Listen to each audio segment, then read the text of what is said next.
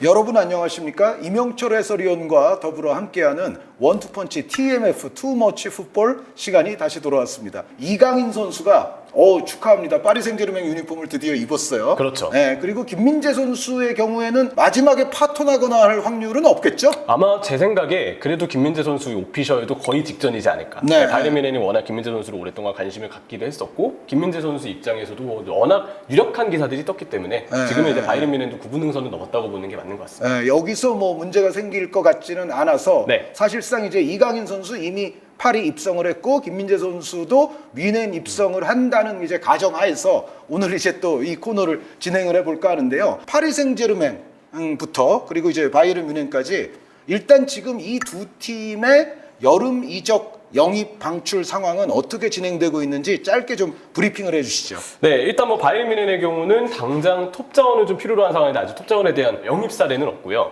일단 당장 게헤이루 선수, 네. 그리고 라이머 선수, 네, 두 선수가 지금 FA 영입을 통해서 일단 바이에른 뮌헨은 오피셜이 좀 나 있는 상황이고요. 이에 지금 리카 헤르난데스 선수가 지금 백스리의 주전이었지만 부상도 많았고 결국은 파리 생제르맹으로 이제 떠난다는 얘기가 들려오는 상황에서 김민재 선수가 이제 그 자리를 좀 대신할 가능성이 매우 농후하다고 볼 수가 있겠죠. 네, 그러니까 이강인 선수가 가는 팀과 김민재 선수가 가는 팀이 또 묘하게 연결이 돼 있어요. 네. 그 말씀하신 루카스 헤르난데스 선수의 파리 생제르맹으로의 이적이 또 어떻게 보면 이제 김민재 선수를 위한 또 자리를 또 열어두는 이제 그렇죠. 그런 의미도 있기 때문에 이번에 또 우리 대한민국 선수들의 이적에 있어서도 좀 연동이 돼 있는 그런 또 두 클럽인데 그럼 파리 생제르맹의 지금 현황은 어떻죠? 우가르테에 더해서 지금 아센시오도 오른쪽인 포워드와 중앙 미드필더를 혹시 다 볼 수 있는 자원으로서 보강이 되어 있는 상황이고요. 그리고 이강인 선수가 또 오피셜이 떴고 슈크리리아르와 루카스 헤르난데스까지 기존에 이제 마르키노스까지 호흡을 맞추는 방향으로 새롭게 수비가 재편되지 않을까 생각을 합니다. 파리 생제르맹과 바이에른 뮌헨의 이 구조 안에서 이제 이강인 선수 그리고 김민재 선수의 위치는 일단 대충은 어떻게 예상을 하시죠? 일단 당장 제 생각에 김민재 선수의 경우는 루카스 헤르난데스의 공백을 메우기 위해서라도 당연히 주전 자리에 출전이 매우 유력한 상황이라고 좀 보고 싶습니다. 아무래도 이제 투엘 감독이 백4를 쓸 수도 있고 백3를 쓸 수도 있겠지만 지금 바이에른 뮌헨이 더리우트, 우파메카노, 김민재까지 사실 누구 하나 주전으로 뛰어도 이상하지 않을 정도로 백4로 봤을 때는 오히려 자리가 부족해 보인다는 느낌까지 들 정도거든요. 근데 제 생각에는 백3를 쓰면서 투엘 감독이 3-2-4-1과 같은 전술 그리고 스토퍼 중에 한 명이 올라가서 키미 옆에서 빌드업을 좀 보좌해주는 방식으로 좀 그렇게 삼선을 꾸릴 수 있는 삼선 쪽으로 전진이 일어날 수 있는 변형 백스리가 좀 나오지 않을까에 대해서 예상 좀 하고 있습니다. 근데 만약에 네. 백4가 돼서 센터백 숫자가 둘이 될 경우에 덜리우트 선수가 아무래도 일단 한 자리는 좀 찜할 가능성이 높다는 얘기가 많잖아요. 네. 그러면은 김민재 선수와 우파메카노 선수의 일단 백4에서의 경쟁은 어떻게 보시죠? 아무래도 백4이기 때문에 어느 정도 경쟁은 좀 예상될 수 있겠지만 우파메카노 선수와 김민재 선수 여기 더리우트까지 주전 센터백이 3명 정도 갖춰지는 그림은 사실 바이에른 뮌헨 정도 되는 규모의 팀에서는 충분히 있을 법한 일이라고 보고요. 네. 그렇게 봤을 때 출전 시간이 매 경기 나폴리에서처럼 절대적인 주전을 백4를 기준으로 했을 때는 차지하지 않을 수도 있겠지만 그래도 더리우트, 김민재, 우파메카노의 기량을 보면 번갈아 가면서 출전 시간을 좀 나눌 수 있는 가능성이 저는 충분히 있을 거라고 보거든요. 게다가 저는 사실은 김민재 선수에게 바이에른 뮌헨이 이번에 투자한 재정적 규모를 고려할 때는 김민재 선수가 우파메카노 선수를 조금 앞서지 않을까라는 희망 섞인 관측이 될 수도 있지만 그렇죠. 저는 사실은 그게 조금 더 합리적이라고는 여겨져요. 물론 이제 김민재 선수가 좋은 폼을 계속 이제 보여줘야만이 사실은 궁극의 경쟁에서의 승자가 될 수는 있겠습니다만 전에 이제 루카스 헤르난데스 선수 데려올 때도 바이에른 뮌헨이 금전을 엄청나게 투자를 했고 덜리우트 선수 데려올 때도 금전을 엄청나게 투자했잖아요. 근데 김민재 선수에게 투자하는 금전도 그에 준하는 지금 액수라는 말이죠. 그렇다면은 우파메카노에게는 조금 미안하지만 백4가 돼도 약간 더 우선순위는 김민재 선수 쪽으로 보는 게 합리적이지 않을까라는 생각은 드는데 어떻게 생각하세요? 김민재 선수에게도 그 정도의 투자 금액이 나온 것은 일정 정도의 출전 시간은 분명히 주전에 가깝게 줄 것이라는 관측이 있을 거라고 좀 보고 있고요. 저는 이 김민재 선수가 영입설이 뜬다고 할 때부터 아마 이거는 백3를 기반으로 수비진을 꾸리려는 계획이 확률상 높겠구나라고 좀 쳤습니다. 그러니까 김민재가 됐든 뭐 우파메카노가 됐든 혹은 뭐 덜리우트가 됐건 벤치에 놓기에는 너무 호화로운 수비 진용이라고 볼 수 있잖아요. 그렇죠. 지금 그래서 기본적으로 이제 투엘 감독의 전술 전략이 백3 시스템이 좀 더 확률이 높다라고 네. 지금 임 의원님은 보시는 거예요. 그렇죠. 만약에 백4가 된다고 해도 김민재 선수에게 문제가 될 것은 없다. 바이에른 뮌헨이 우파메카노, 더리우트, 루카스 헤르난데스가 다 있었을 때 물론 루카스 헤르난데스가 부상이 너무 많아서 바이에른 뮌헨이 원치 않게 센터백을 주전급 3명이 아닌 2명으로 꾸려야 될 때가 많기는 했지만 루카스 헤르난데스가 정말 잘 뛸 수 있는 몸 상태일 때는 그 3명을 가지고도 대회에 따라서 적절하게 수비진을 꾸릴 수 있었던 게 바이에른 뮌헨이기 때문에 아마 김민재 선수가 합류가 돼서 백4를 쓴다고 본다면 그때와 비슷하게 수비진을 골고루 좀 운용하지 않을까. 백4의 경우에는 어쨌든 임 의원님은 좀 더 배분적인 상황이 네. 발생할 것이라고 보는 거고요. 또 파리 생제르맹 얘기로 또 네. 넘어와 보면 파리 생제르맹은 지금 보유하고 있는 미드필더들도 만만치는 않잖아요. 네. 여기에 이제 아까 말씀해 주신 대로 뭐 우가르테 선수 또 이강인 선수 이런 선수들이 지금 보강이 되는 건데 이강인 선수는 일부 또 유럽에서 나오는 지금 뭐 어떤 예상 포메이션이나 이런 걸 보면 주전으로 안 들어가 있는 경우들도 좀 있어요. 요거는 어떻게 생각하세요? 이강인 선수를 주전으로 보지 않는 경우는 제가 볼 땐 미드필더에 한해서는 그럴 수 있다고 생각합니다. 왜냐하면 베라티 선수가 일단 루이스 엔리케 감독이 원하는 약간 뒤쪽에 후방에 위치하는 빌더 위주의 미드필더로는 기술적인 역량도 뛰어나고 경기를 읽는 능력 자체가 그치에서 꽤 좋은 선수이기 때문에 지금대로라면 루이스 엔리케 감독이 그래도 일단은 써볼 가능성이 좀 크지 않을까 예상을 하고요. 근데 그 베라티가 사실 수비형 미드필더로 수비를 전담하기에는 신체적인 사이즈가 큰 편이 아니고 잔부상이 많아지면서 예전보다는 신체 능력이 조금 떨어져 있는 상황으로도 볼 수 있습니다. 그래서 넓은 범위 커버를 해주기에는 좀 무리가 따르는 스타일이다 보니까 지난 시즌까지 파리가 중앙 미드필더들의 에너지가 좀 부족해지면서 중원의 기동력, 수비의 커버가 불안한 부분이 분명히 있었다고 보이거든요. 이거는 M&M을 같이 쓰면서 팀의 전체적인 밸런스가 무너진 책임도 꽤 있겠지만 미드필더 역시도 이 에너지에 있어서 문제가 좀 드러났다고 생각을 하는데 그 에너지를 채워줄 수 있는 최적의 카드가 영입이 됐죠. 우가르테 선수입니다. 네. 저는 그래서 베라티와 우가르테는 빌드업을 해서 베라티 그리고 활동량을 메워주기 위해서 우가르테까지 이 두 명의 선수는 그래도 3명의 미드필더를 기준으로 했을 때 각각 한 자릿씩은 차지할 가능성이 그래도 크지 않을까 예상을 하고요. 나머지 자리가 이제 비티냐 선수도 있고 이강인 선수도 있고 뭐 이외에 또 지금 파비앙 루이스와 같은 또 남아있는 자원들 역시도 경쟁이 가능한 위치인데 일단 비티냐 선수가 그래도 초반에는 기회를 잡을 가능성은 있다고 봅니다. 이강인 선수가 초반부터 막 치고 나갈 것 같지는 약간 않다는 말씀이에요 지금. 비티냐를 그 위치에 쓴다는 거는 일단 첫 번째 중앙 미드필드에 추가 보강이 없다는 전제하에 그 네? 위치에 쓴다는 거고요. 두 번째는 오른쪽 윙포워드에 추가 보강이 없다는 전제하에 저는 이강인 선수가 오른쪽 윙포워드로 일단 기회를 받을 가능성도 꽤 있을 거라고 생각합니다. 비티냐 선수는 지난 시즌 말미에는 좀 아쉬운 모습이 분명히 있기는 했지만 파트너로 우가르테 선수가 있고 최전방 공격수가 만약 여기에 파리가 추가로 보강된다고 봤을 때 공간을 만들어주면 비티냐 선수는 그 사이에서 연결고리 역할을 잘 수행할 수 있을 거라고 보이거든요. 그런 부분에서 베라티, 우가르테, 비티냐. 근데 만약에 비티냐의 폼이 안 올라온다면 여기에 이강인 선수가 또 주전을 뛸 가능성이 분명히 있겠고 반대로 오른쪽 윙포워드의 경우는 아센시오의 폼이 아무래도 레알 마드리드 말미에 때 너무 좋지 않았고 솔레르도 그 자리에 뛸 수 있지만 솔레르는 냉정히 봤을 때 나갈 자원으로 좀 분류되는 느낌도 있거든요. 그런 점들을 본다면 팀의 스쿼드 상황상 당장 무게감이 조금 아쉬울 수 있는 오른쪽 윙포워드에 일단 기회를 받을 가능성이 좀 더 높지 않을까. 아센시오 선수를 엔리케 감독이 스페인 대표팀 때도 중용을 했었고 나름 아센시오를 좀 쓰고자 하는 공사는 있겠지만 아센시오도 사실 엄연히 따졌을 때 경기를 풀어나가는 능력보다는 뭔가 슈팅을 때리는 능력 혹은 뭔가 도움을 주는 능력 공격의 마무리에 좀 더 관여가 되는 직접적인 스타일의 선수라고 볼 수 있는데 문제는 그 부분이 음바페나 네이마르와 공존이 됐을 때 조합상으로는 이강인 선수가 그 둘과 공존되는 것보다는 조금 아쉽거나 애매한 부분이 있다고 좀 생각이 들어요. 경기 관여력이 떨어지는 아센시오가 오른쪽에 있는 것보다는 어시스트가 장기인 이강인이 오른쪽에 있는 것이 비싼 다른 공격수들을 살려주는 데 있어서는 더 유력한 옵션이 되지 않겠나라고 보시는 거죠? 그렇죠. 네. 파리의 경우는 오른쪽 풀백인 하키미 선수가 네. 굉장히 오버래핑 능력이 좋기 때문에 아마 폭을 벌리는 오버래핑은 하키미에게 맡기고 선발 시트지상의 오른쪽 윙포워드지만 역시 안쪽으로 들어오는 동선을 그래도 엔리케 감독이 주문할 가능성이 있다. 그래야 하키미의 운동 능력도 이강인의 패스를 받아서 더 살아나고 이게 또 음바페 선수 그리고 최근에 폼이 떨어진 네이마르의 어떤 부담도 덜어줄 수 있기 때문에 아마 이런 방식으로 파리가 공격진과 전술을 좀 운용하지 않을까 예상을 하고 있습니다. 네, 그러니까 이강인 선수와 뭐 메시 선수를 직접 비교할 수는 당연히 없지만 네. 메시 선수가 바르셀로나 시절에 오른쪽에서 안쪽으로 들어오면서 또 네이마르 선수를 뒷받침해줬던 그런 스타일의 장면들을 좀 고려를 해본다면 네.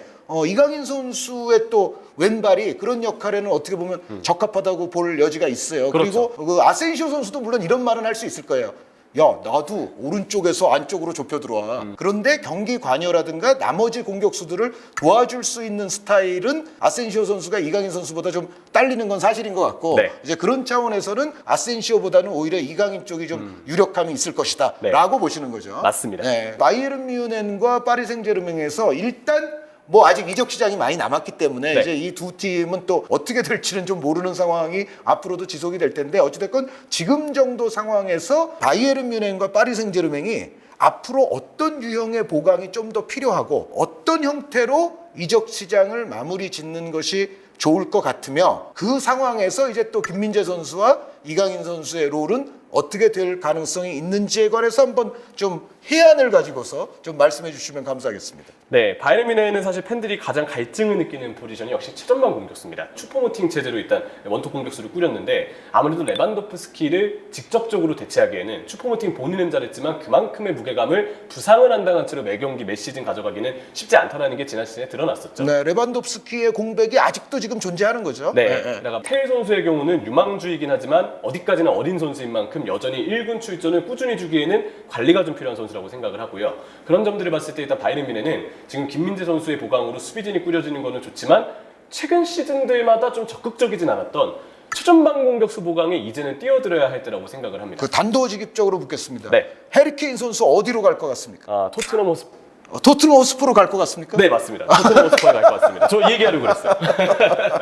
아니 갑자기 토트넘 호스 글로 간다는 얘기인가 보다. 네, 네. 순간. 네. 근데 이게 뭐 휴가 복귀라는 의미가 아니고요. 잔류할 가능성이 좀 있을 거라고 생각해요. 아 그래요? 네. 그러면 바이에른 뮌헨이 노린다는 선수 중에서 케인은 아닐 것 같아요. 노리긴 하겠지만 네, 지금 가장 최근에 이것도 지금 아마 영상이 업로드된 시점에서 추가적인 정보가 또 업데이트가 될 수도 있겠지만 예. 바이에른 뮌헨이 8천만 유로 정도까지는 좀 제한을 해볼 것이라는 얘기가 있어요. 하지만 레비의 제왕의 토트넘은 무조건 1억 파운드 이상을 부르고 있기 때문에 금액 간의 이견 차이가 여전히 유로와 파운드의 단위 차이를 봤을 때 꽤 크다고 볼 수 있거든요. 네. 그런 점들을 본다면 바이에른 뮌헨이 과연 계약 기간 2년 남은 해리케인 영입에 1억 파운드 가격이 합리적이라고까지 생각을 할 것인지 아직까지 바이에른 뮌헨의 스탠스가 적극적이라고 보기에는 조금 무리가 있다고 저는 생각을 합니다. 물론 해리케인의 시장 가치에 비하면 너무나도 적은 금액이라고 여기실 수 있겠지만 계약 기간이 2년 남았잖아요. 그래서 사려는 팀 입장에서는 어떻게든 가격을 깎으려는 의도는 알겠으나 팔려는 토트넘 입장에서도 계약 기간이 2년 남은 거는 좀 토트넘이 불리할 수 있다 한들 해리케인의 잔류라는 선택지도 있기 때문에 일단 판다고 한다면 무조건 1억 파운드 이상을 받겠다라고 외치는 상황 자체가 충분히 서로의 입장이 저는 이해가 되는 상황이라고 좀 생각이 들어요. 만약에 FA로 나가면 분명 손해이기는 하죠.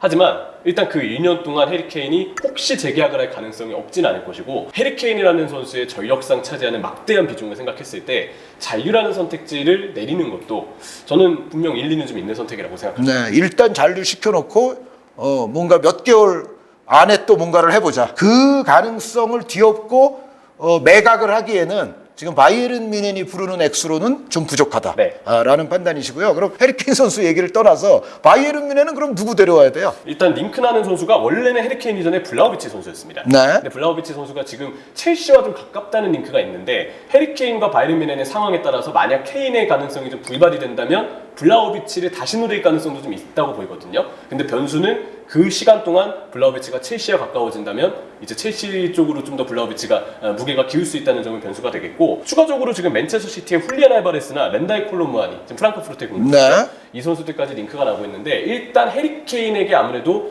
많은 관심이 좀 모아지고 있는 지금 공격수 링크라고는 볼 수가 있겠습니다. 근데 이제 로베르트 레반도프스키 선수라는 이 엄청난 레전드 그 공백을 메우려면은 그래도 바이에른 뮌헨 입장도 해리케인에게 한번 좀 더 질러보는 건 어때요? 저는 좀 추천하고 싶어요. 그래도 해리케인에게 금액을 좀 높게 불러서 비드할 만하다. 그게 지금 바이에른 뮌헨의 최전방의 무게감을 더해줄 뿐더러 공격에 아쉬움이 있었던 부분을 분명히 메워주는 포인트가 되거든요. 분명 바이에른 뮌헨이 금액상에서 이 정도의 여건이 지금 안 되는 건 아니거든요. 팬분들마다 생각은 다르겠지만 저는 해리케인의 기량과 시장 가치를 고려했을 때 이 정도는 그래도 제한할 만하지 않을까라고 좀 보는 입장이긴 합니다. 그리고 우리 김민재 선수처럼 네. 사실은 케인 선수도 바이에른 뮌헨이 오라고 하는 그 자체는 솔깃할 것 같거든요. 아, 그렇죠. 네. 자, 그럼 바이에른 뮌헨이 공격수 말고 다른 보강해야 될 포인트는 어디가 있을까요? 역시 이제 일단 오른쪽 윙백 자리에 대한 풀백 자리에 대한 보강이 역시 포인트가 좀 되지 않을까. 거기는 일단 생각을 뭐 마즈라이 선수가 현재로서는 좀 뭐 유력하지 않냐라는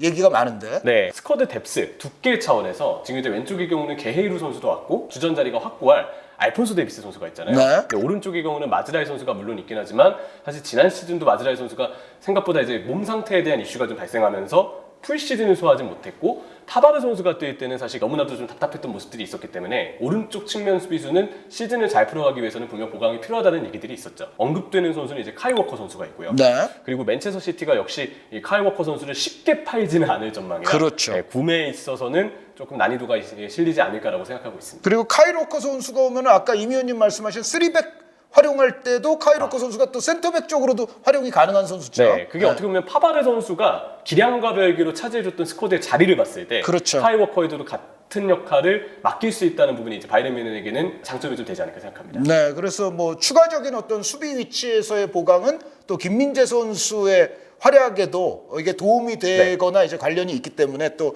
좀 주목해 보시면 좋을 것 같고. 자, 그러면은 이제 파리 생제르맹의 경우는 이미 좀 여기는 오피셜이 좀 많은데 그럼에도 불구하고 이게 뭔가 완료된 느낌은 아니거든요. 네, 파리 생제르맹의 추가 보강이라든가 또 방출에 관해서 좀 설명을 해주시죠. 파리 생제르맹의 경우는 일단 지금 역시 최전방 공격수가 필요한 게 맞습니다. 은바페 선수, 네이마르 선수, 메시 선수가 같이 뛰었을 당시에도 최전방 공격수의 부재가 많이 느껴졌거든요. 은바페는 최전방 공격수를 뛰더라도 왼쪽으로 많이 빠지는 편이고 본인도 사실 최전방 공격수를 좀 선호하지 않는다는 얘기들이 좀 있기도 하고요.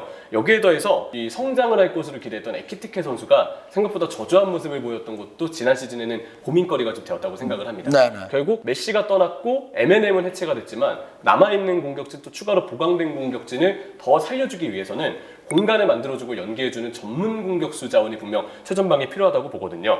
그런 점에서 박스에서 수비를 끌어주거나 혹은 마무리를 위해서 박스 안에서 경합을 해줄 수 있는 선수, 공간을 만들어주고 직접적인 골까지 노려줄 수 있는 양질의 최전방 공격수에 대해서는 역시 파리도 노릴만 하고요. 바이에른 뮌헨의 경우는 너무나도 이 선수의 금액이 천문학적이어서 오시멘에 대한 링크가 아직까지는 진하지 않는데 네. 파리의 경우는 그래도 기사들을 종합해봤을 때 오시멘에 대한 언급이 좀 있긴 하거든요. 그리고 만약에 은바페 선수가 팀을 나가게 된다고 한다면 벌어들이게 되는 판매 수익까지 있기 때문에 거의 직방 아닌가요, 그러면? 그렇죠. 그게 곧 오시멘에게 갈 거라는 얘기들도 있기는 해요. 예. 근데 워낙 오시멘 선수가 재계약 관련해서 나폴리하고의 거치가 아직 정해지지 않은 부분도 있고 가격이 워낙 크다 보니까 또 파리 역시도 은바페 거치에 대해서는 일단 지켜보는 상황이긴 해야 되니까. 또 은바페 선수를 사가는 클럽의 입장도 있기 때문에 그게 쉽게 이루어질 일은 아닌데 은바페 선수가 그래도 만약에 나가게 된다면 그때는 뭐 아무 선수나 데려올 수 있는 거 아닌가요? 그렇죠. 돈다발을 뭐 네. 이만큼 갖고 있을 거 아니에요. 어쨌든 은바페를 판다는 생각은 파리 생제르맹도 굉장히 합당한 금액을 받는다는 전제 하에서 판매를 진행할 거기 때문에 그렇죠. 예, 그렇다면 정말 천문학적인 금액의 수익이 아무래도 그게 손에 예상되죠. 쥐게 되고 그렇지 않아도 뭐 파리 생제르맹 네. 돈이 있는데 그것까지 쥐게 되고 은바페 나갔다. 그러면은 그 다음부터는 원하는 공격수는 그냥 다 데려올 수 있는 거 아니에요? 그렇죠. 네, 일단 은바페 대체자를 찾아야 된다는 점, 그리고 원래도 최전방 공격수가 보강 포인트였다는 점에서 거액을 비드할 만한 명분은 충분히 있다고 볼 수 있을 것 같아요. 만약 그렇게 되면 다른 클럽들은 좀 경쟁하기가 심지어 좀 어려워지지 않겠나라는 느낌도 있는데 네. 이강인 선수와도 또 이거는 직결되는 문제라 네. 미드필드는 앞으로 좀 어떻게 될 것 같으세요? 일단 중앙 미드필더에 대해서도 지속적으로 보강에 대한 이야기가 있기는 합니다. 당장 베이가 선수가 계속 파리 생제르맹하고 링크가 좀 나고 있고 네. 셀타비고에서 바이아웃이 걸려있는 금액이 큰 금액은 아니기 때문에 금액에 대한 부담은 그래도 좀 적지 않을까.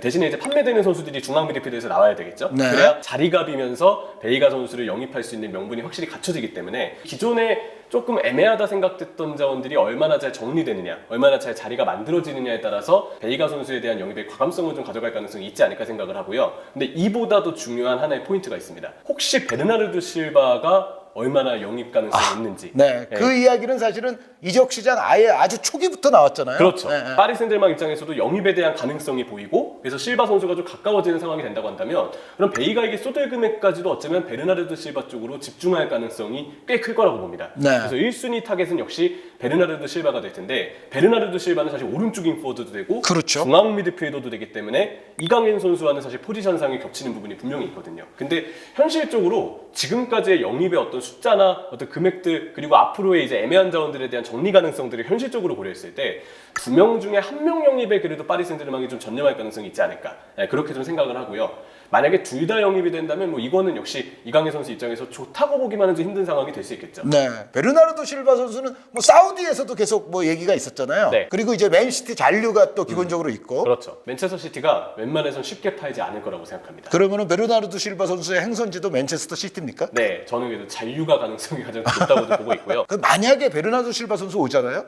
이강인 선수와 이게 어떻게 될 것 같으세요? 실바를 윙포드로 쓸지 중앙 미드필더로 쓸지는 엔리케 감독이 최우선적으로 먼저 선택을 하겠지만 거기서 비는 자리 쪽에서의 경쟁이 저는 이강인 선수가 충분히 가능할 거라고 봅니다. 네, 이강인 선수가 이미 해왔던 것 자체도 엄청난 실력을 보여줬던 시즌이 있었기 때문에 네. 성격상 그런 경쟁을 마다하는 성격이 그리고 아니거든요. 그걸 염두에 두고 있기 때문에 파리 생제르맹이라는 빅클럽에 진출하겠다고 본인이 결심을 한 거라고 그렇죠. 그런 경쟁에 대해서 뭐 두려워하거나 마다할 이유는 저는 전혀 없다고 봅니다. 그러니까 그렇죠. 누구랑 붙더라도. 만약 중앙 미드필더로 분류가 되더라도 비티냐에게 이강인 선수가 당장 지난 시즌 보여준 폼을 봤을 땐 이강인 선수가 훨씬 더 좋았어요. 맞아요. 그런 부분들을 보면 비티냐가 되었든 아니면 뭐 당장 조합에 따라서 뭐 우가르테, 베라티하고도 언제든 또 이강인 선수가 경쟁이 또 펼쳐질 수 있거든요. 근데 그런다 하더라도 이강인 선수가 과연 기존의 파리 생제르맹의 중원 자원들 혹은 새롭게 보강되는 선수들과 비교를 해도 당장 밀리는 폼이나 기량은 저는 아니라고 생각을 합니다. 네, 그러니까 아무래도 좀 마요르카라는 클럽에 있었기 때문에 뭔가 좀 주목도랄지 센세이션을 일으키는 그런 강도가 조금 약했던 거지. 네. 이강인 선수가 실질적으로 보여준 폼은 지난 시즌 정말로 뛰어난 것이었어서 네. 그런 정도의 이강인 선수의 지난 시즌 폼이었다는 것은 다시 한번 말씀을 드리고 싶고, 파리 생제르맹이 그러면 나머지 또 뭐 보강해야 될 포인트가 또 있을까요? 윙 자리는 지금 이 파리 생제르맹 출신의 유망주죠. 사비 시몬스 선수도 사실 얘기가 좀 있기는 해요. 네, 근데 그 선수도 오면은 어쨌든 이강인 선수 경쟁자는 될 것 같아요. 네, 왜냐하면 이강인 선수가 왼쪽 윙도 가능한데 사비 시몬스 선수는 왼쪽 윙으로 좀 주로 뛰었던 선수이기 때문에, 그리고 정말 상황에 따라서는 사실 좀 공격을 지향하는 중앙 미드필더로도 시몬스 선수는 쓸 수 있거든요. 그렇죠. 근데 아마 파리가 시몬스 선수를 품는다면 이 선수가 가장 본인의 기량을 잘 펼쳐주었던 에르디비제에서의 그 왼쪽 윙 자리, 그 자리가 좀 사비 시몬스 선수의 포지션이 되지 않을까 생각을 하고요. 그러면 네이마르 선수 잔류하게 되면 네이마르 선수 백업 확률이 높은 건가요? 그렇죠. 네, 그리고 네이마르는 현실적으로 부상으로 빠지는 기간이 아마 또 있지 않을까 생각을 해요. 그러면 그 자리는 이강인 선수와 시몬스 선수가 대신 주전으로 나오는 자리에 있어서 좀 경쟁이 펼쳐질 수도 있다. 네, 그렇게 바라볼 수 있겠습니다. 네. 또 다른 선수는 없나요? 이외 자원은 일단 임대 가능성이 있는 가르비 선수라든지 아니면 나갈 가능성이 있는 헤나투 산체스나 솔리르와 같은 자원들, 이 자원들이 어떻게 정리되느냐에 따라서 얼마나 자리가 나느냐에 따라서 영입하는 선수들의 숫자와 퀄리티가 가려질 거라고 보거든요. 근데 파리가 구단 전통적으로 사실 자원들을 정리하는 데 있어서 오래 걸리는 팀이긴 했었어요. 일찍이 정리가 되기보다는 영입보다는 방출이 조금 더 오피셜이 늦게 뜨는 경우들이 있었고, 지난 시즌의 경우는 사실 루이스 캄포스 단장이 나름 뭔가 역할을 해냈는데도 불구하고 선수 판매에 있어서는 좋은 점수를 주기 매우 어려웠던 시즌이었거든요. 그런 부분들 때문에 아마 파리 팬분들은 일단 잉여 자원 정리가 과연 잘 될지 좀 두고 보자, 지켜보자, 이런 스탠스로 지금 이적 시장을 바라보고 계시지 않을까 생각합니다. 네. 바이에른 뮌헨 김민재 선수, 그리고 파리 생제르맹 이강인 선수, 그리고 관련된 그 두 클럽에 관한 이야기는 앞으로 정말 장구한 시간 동안 아마 이 두 선수와 두 클럽에 관한 이야기들을 저희가 나눌 기회가 있을 것 같습니다. 오늘 이명철 해설위원과 더불어 이야기를 나눠본 투머치 풋볼 시간, 김민재, 이강인 선수와 바이에른 뮌헨, 파리 생제르맹의 여러 가지 상황들을 살펴봤습니다. 저희는 다음 코너에서 또 다시 찾아오겠습니다. 여러분 감사합니다.